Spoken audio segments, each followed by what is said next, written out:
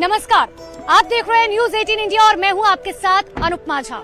कहते हैं दिल्ली का रास्ता यूपी से होकर ही गुजरता है और उसी यूपी के फिरोजाबाद आज हम पहुंचे हुए हैं, जिसे कांचों का शहर कहा जाता है। वही कांचों का शहर जिसकी चूड़ियां सिर्फ भारत में नहीं पूरे दुनिया भर में मशहूर है।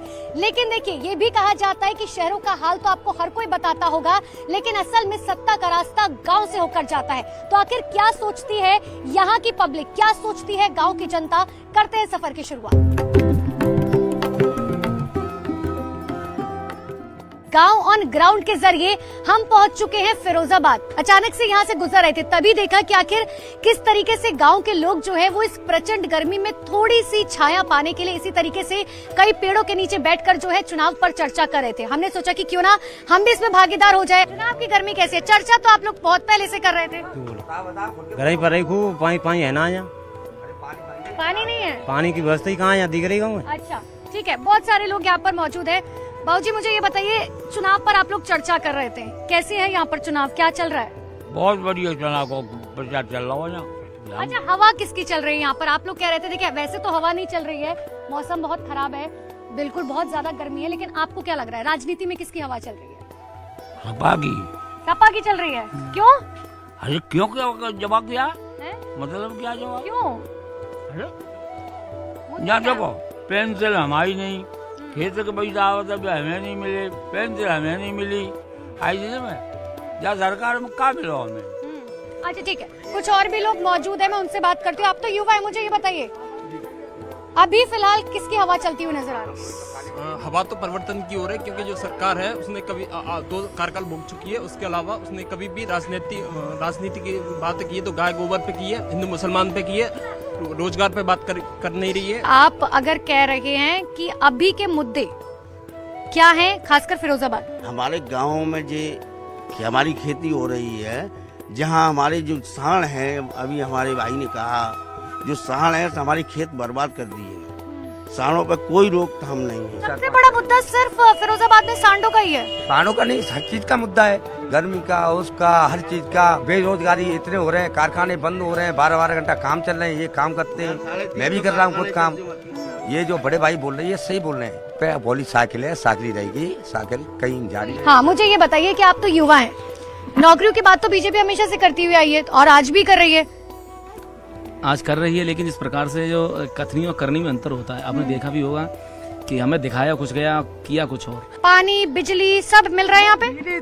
कभी कभी आती है, ज्यादा नहीं आती है। और यहाँ पे ये है कि देखो, यहाँ रास्ता पे यहाँ अभी तक यहाँ कोई सांसद नहीं आया है। फटाफट से बताइए सर, आप लोग के यहाँ पे मुद्दे क्या हैं? तो भूतपूर्व सांसद रहे हैं अच्छा भैया, उनके माध्यम से जो कार्यकाल के उनके माध्यम से रोड बने हुए थे। भारतीय जनता पार्टी कार्यकाल में कोई विकास नहीं हुआ। भारतीय जनता पार्टी के कार्यकाल में कोई विकास नहीं। कुछ महिला भी मेरे साथ मौजूद है, मैं उनसे भी बात करती हूँ।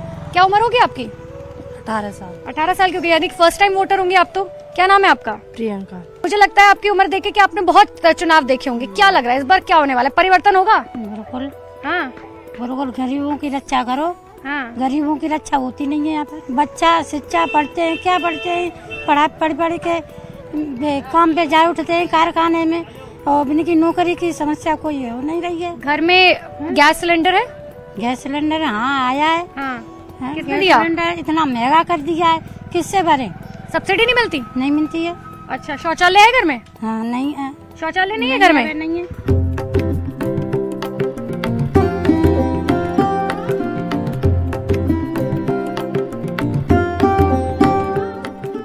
फिरोजाबाद में आज हम मौजूद है, जो आपको दिखाते भी है कि आखिर देखिए किस तरीके से यहाँ काम किया जाता है। सबसे पहले मैं ये समझ रही हूँ कि आखिर अभी जो है फिलहाल ये क्या कुछ करे। अभी आप लोग ये क्या कर रहे हैं? लगा रहे। इस पे किस तरीके से आप लगाते हैं? एक बार मुझे आप लगा के दिखाएंगे? आप मुझे सिखाएंगे कि आखिर किस तरीके से जो है इसको बनाया जाता है? इसके ऊपर ये उठाकर इस तरीके से लगाया। किसी भी इसको मैंने अगर इसको ऐसे करके, ये तो मेरे हाथ से ही गिर रहा है। ओके, मैं दोबारा ट्राई करती हूँ। इसको मैंने ऐसे उठाया, कहीं पर भी पेस्ट कर दूं। कितने साल से वोट कर रही होंगे और उम्र क्या होगी आपकी? उम्र कम से कम 70 है। 70 साल से? आपने तो कितनी सरकारें देखी होंगी। नहीं सरकारें देखी, हाँ। बदने गई, वो करेगी, जो करेगी, हाँ। नहीं देखी। हाँ, किसने अच्छा, अब किसने चूड़ी के मामले में अगर मैं कहूँ, खासकर क्योंकि फिरोजाबाद चूड़ियों का शहर कहा जाता है, किसने सबसे अच्छा काम किया, किस सरकार में? चूड़ी का काम बहुत बढ़ गया है।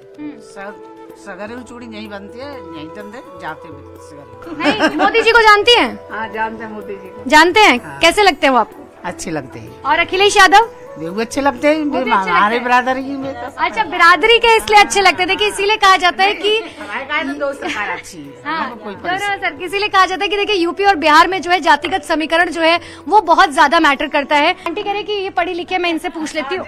ये बताइए, आप मुझे बताइए, भारतीय जनता पार्टी का चुनाव चिन्ह पता है आपको? फूल। और समाजवादी पार्टी का? साइकिल। अरे वाह, आंटी को सब पता है। आपके यहाँ का उम्मीदवार कौन है? अच्छे यादव। हाँ? और बीजेपी से? बीजेपी से देश दीपक, विश्वदीप। अच्छा,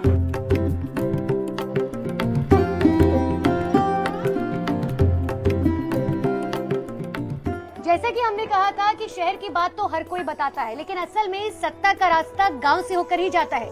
जब भी गांव की बात होती है तो आपके जहन में वो कौन सी तस्वीर है जो सबसे पहले आती है? यकीन मानिए यही तस्वीर होगी जो आप अभी फिलहाल देख पा रखे हैं। किस तरीके से यहाँ पर चूल्हे पे रोटी बनाई जा रही है। आज यहाँ पर जो है जरूर मैं ये चटनी भी चखूंगी, ये रोटी भी चखूंगी और ये आपको जरूर बताऊंगी और इन सब से बात करूंगी, इन महिलाओं से, कि आखिर गांव की महिलाएं जब इस तरीके से बैठती हैं तो क्या चुनाव पर चर्चा करती हैं?